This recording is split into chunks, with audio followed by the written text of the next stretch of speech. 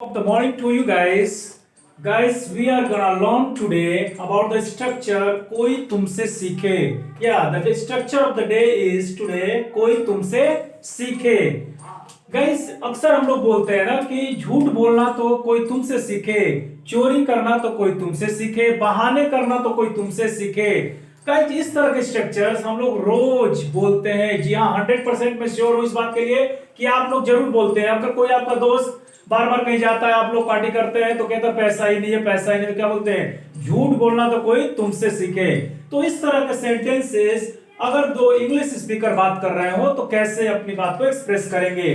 तो गाइस, इसके लिए मैंने दो स्ट्रक्चर्स लिखे हैं. जी हाँ, मैं हमेशा ये सोचता हूं, ये मेरा मोटो रहता है हमेशा कि मैं आपको ज्यादा से ज्यादा एडवांस चीजें बताऊं.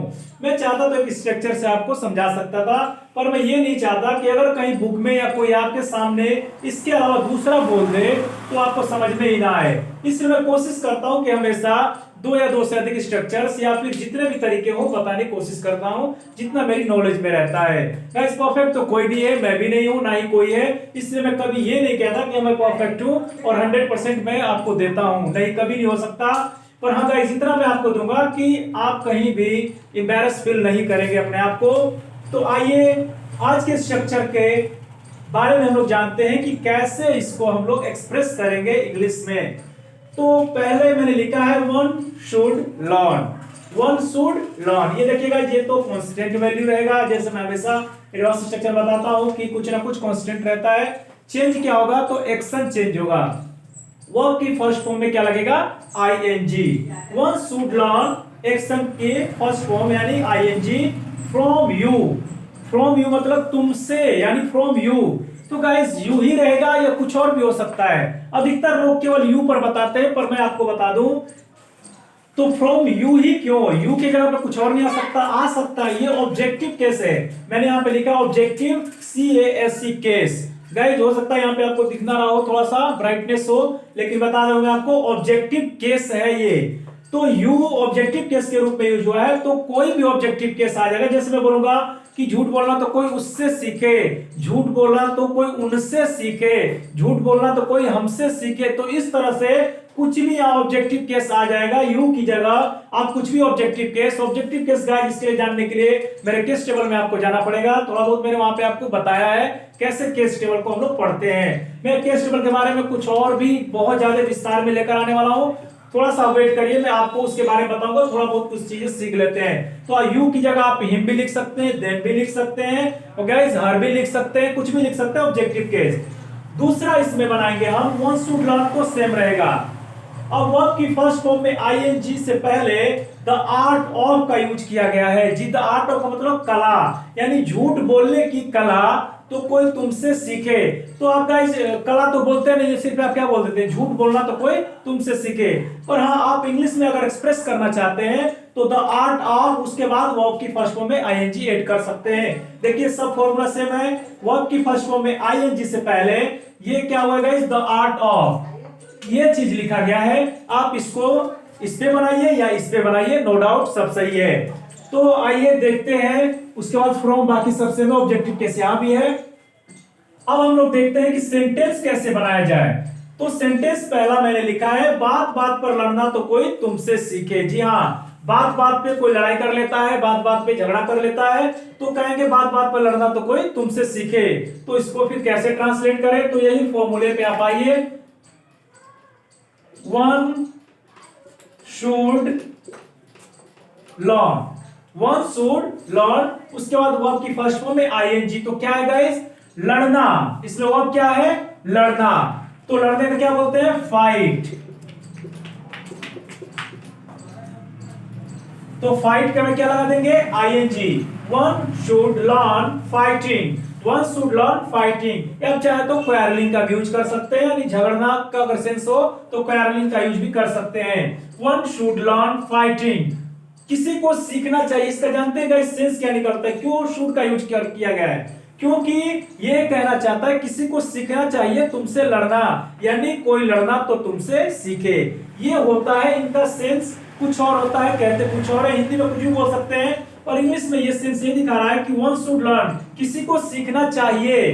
क्या सीखना चाहिए, लड़ना, फाइटिंग. किससे? तुमसे। तो तुमसे के लिए क्या लगाएंगे? From you, from you. तो ये गाइस हुआ। आप चाहे तो दूसरे बनाएंगे, तो दूसरे पे क्या बनेगा? One should learn the art of fighting. Fighting से पहले क्या आ जाएगा? The art of fighting from you. बस यही करना है और कुछ नहीं करना है आपको, बस द आर्ट ऑफ यूज कर देना है एक्शन से पहले। आइए इस पे मैं बना के दिखाता हूं आपको।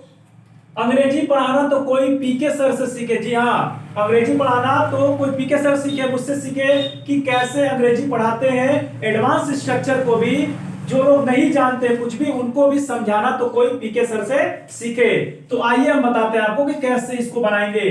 अंग्रेजी पढ़ाना, ये हुआ आपका पढ़ाना। और क्या पढ़ाना? अंग्रेजी पढ़ाना। तो कोई पीके सर से सीखे, तो यहां से फिर हम बनाएंगे। दूसरे पे बना के देखते हैं। One should learn, one should learn. अब द आर्ट ऑफ पे बनाना चाहता हूं, तो क्या लिखेंगे? The art of. और गाइस देखिए, पढ़ाना, पढ़ाना क्या होता है? टीच। स्टडी मिस होता है पढ़ना, और टीच मिस होता है पढ़ाना। तो यहां पे मैं तो टीचिंग करता हूं, तो ऑफ के बाद क्या लगाएंगे? वो में आईएनजी, तो हो जाएगा teaching. One should learn the art of teaching, one should learn the art of teaching. क्या teaching guys? English teaching, English. One should learn the art of teaching English. अंग्रेजी पढ़ाना तो कोई सीखे, किससे? पीके सर से। अब यहां तुमसे नहीं है, नाम आ गया है, तो नाम आ गया है तो हम लिख देंगे from PK sir. Okay, from के बाद हम जिसको कहा जाएगा पीके सर से, तुमसे, उससे, तो अगर नाम आ गया है तो यहां पे नाम लिखेंगे। अगर उससे आता तो हिम लिख देते, तुमसे आता तो यू लिख देते। ये आपको कंफर्म हो गया होगा। बस फ्रॉम यू बता देने से कुछ नहीं होगा। अब यू ही नहीं आएगा, हम कुछ भी बोल सकते हैं, इसलिए मैंने यहाँ पे ऑब्जेक्टिव केस लिख दिया है। आप इस बात को ध्यान रखिएगा। अब आइए जो मेन आज का मुद्दा चल रहा है आजकल, कि झूठ बोलना तो हम बोलते हैं कोई तुमसे, लेकिन मैं कहता हूं कि झूठ बोलना तो कोई नेताओं से सीखे। अब उनसे ज्यादा झूठ कौन बोलता है, जो भी हमारे इंडिया में, तो खास तौर पे। अब मैं इसके बारे में और कुछ नहीं कहना चाहता कि कौन झूठ बोलता है, आप लोग अच्छी तरह जानते हैं, मैं नाम नहीं लेना चाहता। तो झूठ बोलना तो कोई उन नेताओं से सीखे, अब समझ ही गए होंगे। अब मैं इसको बना के दिखा रहा हूं। झूठ बोलना, one should learn, one should learn. अब पहले बना लेते हैं। अब तो आप समझ ही गए, द आर्ट ऑफ भी लगा सकते हैं या इसमें भी बना सकते हैं। वन शुड लर्न, वर्ब में आईएनजी, क्या है? झूठ बोलना। झूठ बोलने का होता है लाइंग। इसमें थोड़ा सा कंफ्यूजन होता है गाइस, आपको मैं बता दूंगा कि ये लाइंग में LYING क्यों आया है। अभी मैं थोड़ा सा आपको इधर साइड में बताऊंगा, पहले यहां पे देख लीजिए। One should learn lying, one should learn. झूठ बोलना तो कोई सीखे, किससे? नेताओं से, फ्रॉम लीडर्स। अब यहां देखिए नेताओं है तो लीडर नहीं लिखेंगे, क्या लिखेंगे? लीडर्स। तो क्या होगा?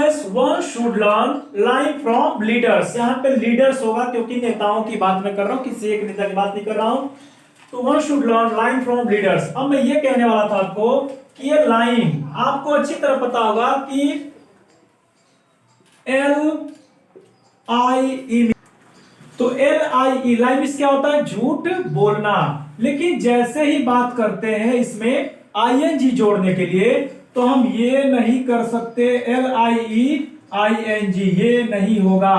फिर इसका क्या होता है गाइस? LYING लाइन हो जाता है। जी हाँ, ये बहुत इंपॉर्टेंट जानकारी आपको बता रहा हूं कि आप सोचेंगे कि बस इसमें ING ऐड कर देंगे, तो ऐसा कुछ नहीं होगा। इसका अलग से रूल है कि LIE जो है Y में चेंज होगा, उसके बाद हम लगाएंगे ING।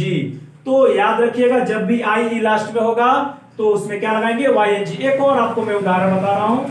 DIE डाइस होता है मरना।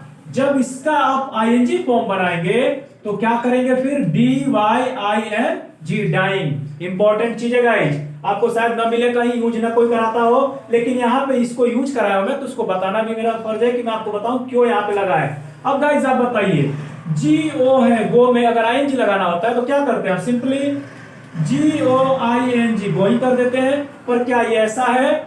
ऐसा बिल्कुल भी नहीं है। ये दोनों अलग रूल पे होते हैं। इसका जब कंटिन्यूअस में पढ़ाऊंगा तो बहुत सारे रूल्स होते हैं, मैं बताऊंगा थोड़ा सा। तो आपने देखा कि जीओ में सिर्फ आईएनजी ऐड कर रहे हैं, पर लाइन में आई को हटा के वाई ला रहे हैं, उसके बाद आईएनजी ऐड हम लोग कर रहे हैं। तो ये गाइस ये होता है सिंगुलर से प्लूरल बनाने का भी एक तरीका होता है। Baby B A B Y होता है, तो वाई को क्या करते हैं आई ई में चेंज करके तब एस लगाते हैं। और इसमें क्या होता है कि आई ई को हटा के फिर वाई करते हैं। देखिए ये होता है सिंगुलर से प्लूरल बनाने में, और जब आईएनजी और ऐड करना होता है तो आई को हटाकर वाई लगाएंगे, और जब सिंगुलर से प्लूरल बनाना होता है तो वाई को हटाकर आई ई एस लगाते हैं। ये वहीं से रूल को मैं फॉलो करवा रहा हूं आपको, तो ये चीज भी याद रखिएगा, इसको जरूर इंपॉर्टेंट नोट्स में डालिएगा। Okay guys, so guys you have learned many structures here and many sentences. I think you have got my point. What do I want to tell you, what do I want to teach you? So guys, I would like to say you again the same thing as I tell you every time at the last of the video. Please like, share and subscribe my channel, okay? And guys, share to your friends also. Don't think only about you, okay? So thanks God, thanks for listening to me carefully.